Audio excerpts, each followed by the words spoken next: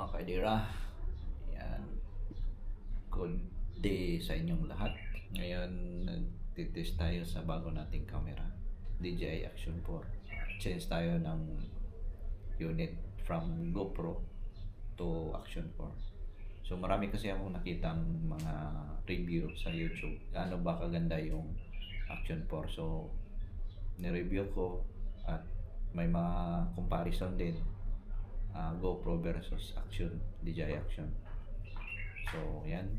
Napagpasyahan ko na mostly sa comments or sa review, mas gusto nila yung Action 4. Hindi naman masama yung GoPro. Kaso lang may mga hindi lang updated yung GoPro masyado. Katulad ng battery, mabilis malubat.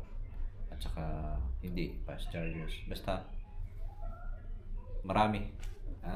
Kayo na lang din mag-check sa online or sa YouTube para malaman nyo kung anong difference between GoPro and Action 4. So ayan, ito na yung result.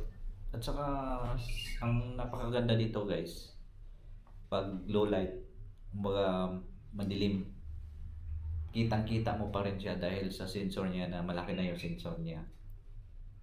So maliwanag pa rin yung kuha. So parang actual na light. Kung madilim, madilim talaga siya. Pero may extra siyang may extra siyang settings na pwede siya liliwanag ng konti. So na-try ko na. Maganda talaga siya sa panggabi. So, tinatry ko na rin yung battery. Ang bilis mag-charge. Nagsusupport kasi ito ng fast charger. So, i-charge mo ng... Ang empty talaga, dead bat. Gina-charge ko. So, nalaman ko na 1 oras, full charge na siya. In 30 minutes or 18 minutes, mayroon na siyang 80% na naka-charge sa battery mo. So hindi mo na kailangan ng maraming battery ditong Action 4. Yun yung kagandahan dito. Kaso medyo kailangan mo rin ng extra para kung buong araw ka, kung dyan ka sa travel, buong araw ka nang bablog, so kailangan mo pa rin ng extra battery. Yan, medyo may kamahalan lang yung original talaga, pero sulit naman, matagal naman siya malubat.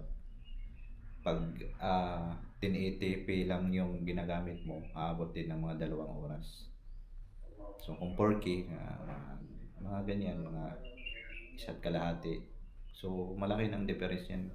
Kaysa grupo, 30 minutes lang, 45 minutes. So ayan. Ito. Patayin natin yung ilaw.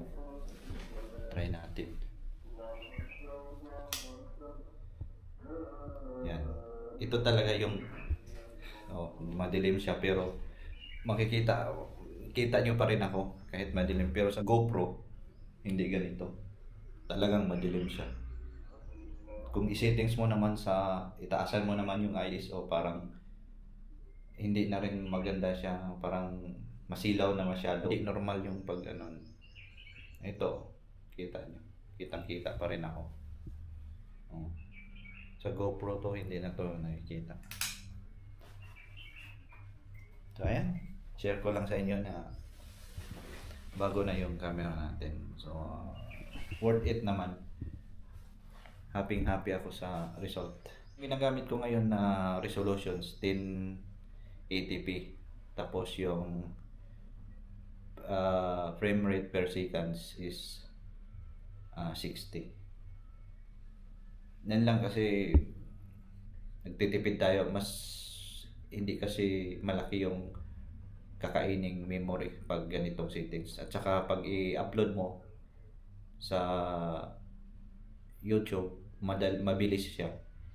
Tsaka kung mag-export ka din, mas mabilis siya kaysa 4K.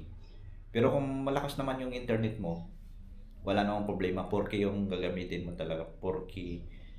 Yung recommendation is 4K. Yung resolution, tsaka yung FPS is pwede rin 25 fps, maganda na yun, or 30 fps. Kung mas gusto ka ng talagang clear, gawin mo nung 60. Ayan, pwede rin 120, may mga nagsuggest din 120, pero ano na yan, mabigat na yan. Mabigat na yan pag i-upload mo, matagal. Tapos consuming, malaki yung kakainin na sa memory card mo. Tsaka madali rin malubat pag 4K yung ginagamit mo. Medyo pressure din yung camera. Hindi ko nga alam bakit pati battery maapektuhan pag mataas yung resolution mo. Kasi dapat pareho lang yan, 10p or 4K. Hindi ko alam bakit malaki din yung battery makukuha. So ibig sabihin yan, pressure din yung kumbaga brain ng camera mo. Parang yung processing niya mabigat din.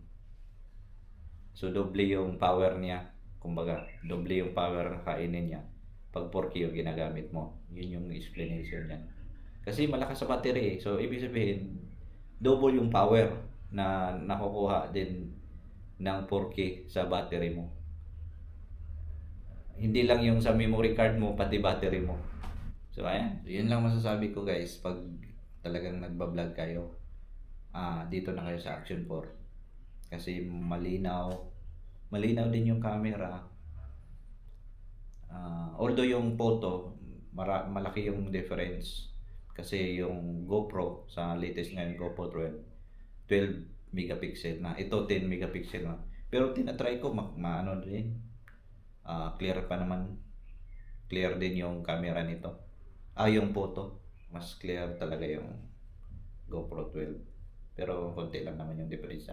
Hindi naman ako gumagamit dito para pang photo lang. Yung main reason talaga, yung video. Yun. So yung video, quality naman to.